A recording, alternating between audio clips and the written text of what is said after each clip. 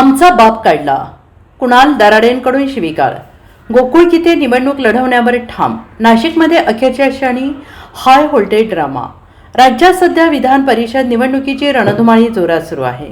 मात्र नाशिक स्थानिक स्वराज्य संस्था मतदारसंघात महायुतीला मोठ्या बंडखोरीचा सामना करावा लागतो आहे. आज उमेदवारी अर्ज मागे घेण्याच्या अगदी शेवटच्या क्षणी नाशिकमध्ये प्रचंड हाय व्होल्टेज ड्रामा पाहायला मिळाला. कुणाल दराडे यांनी फोनवरून शिवीगाळ करत धमकी दिल्यामुळे गोकुळ गीते यांनी अर्ज मागे घेण्यास स्पष्ट नकार दिला. धमकी दिल्याने माघार न घेण्याच्या भूमिकेवर गोकुळ गीते ठाम राहिले असून महायुतीतील बंडखोरीचे वादळ शमवण्यात अडचणी येत आहेत. दुसरीकडे गोकुळ गीते यांचे बंधू आणि माजी स्थायी समिती सभापती गणेश गीते हे स्वतःचा अर्ज मागे घेण्यासाठी नाशिक जिल्हाधिकारी कार्यालयात दाखल झालेले आहेत. आणि यावेळी प्रसार माध्यमांशी बोलताना गणेश गीते यांनी म्हटलं आहे की आम्ही पक्षाशी एकनिष्ठ आहोत. आम्ही जो मुख्यमंत्री देवेंद्र फडणवीस आणि मंत्री गिरीश महाजन यांना शब्द दिला आहे तो शब्द आम्ही पाळणार आहोत. तसेच गोकुळ गीते हे देखील लवकरच जिल्हाधिकारी कार्यालयात येतील आणि माघार घेतील असा विश्वास गणेश गीते यांनी व्यक्त केला आहे.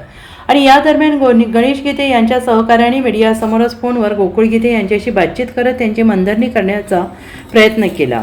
मिळालेल्या माहितीनुसार कुणाल दराडे यांनी फोनवरून संपर्क साधून गोकुळ गीते यांना अर्वाच्य भाषेमध्ये शिवीगाळ केली. आमचा बाप काढल्यामुळे मी नाराज आहे. अशा प्रकारे धमकी दिल्याने मी आता कोणत्याही परिस्थितीत माघार घेणार नाही अशी बतावणी करत गोकुळ गीते निवडणूक लढवण्यावर ठाम राहिले आहेत.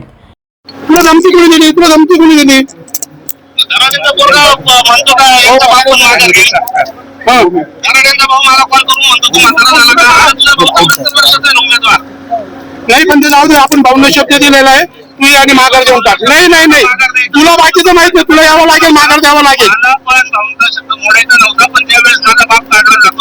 नाही, आपण पक्षाची एकनिष्ठ आहे आणि आपल्याला माघार द्यायची. मी मोठा भाऊ म्हणून तुला रिक्वेस्ट करतोय, तू मूर्खपणा करू नको. गणेश भाऊ बोलतोय तुझ्याशी. गोकुळ भाऊंशी गिरीश भाऊ बोलताय आणि त्यांचं बोलणं झालं का ते गोकुळ भाऊ गिरीश भाऊंशी बोलताय. ते काहीतरी कुणाल दराडेंनी त्याला काहीतरी बोललं. कुणाल दराडेंनी तुमचा बाप काढला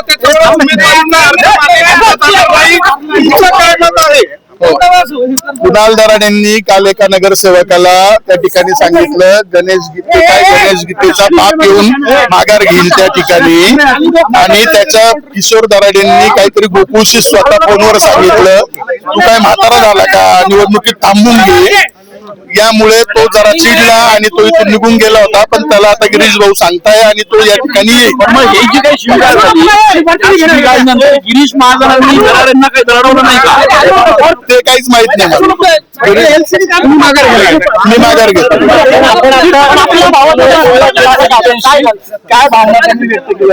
मला म्हणजे ज्यांनी माझा बाप काढला त्यांच्यासाठी मी माघार घेणार नाही.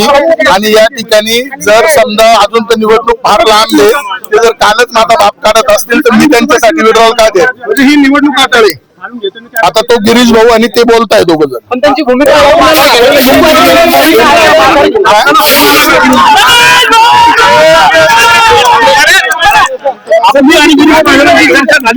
आता बोलतायत.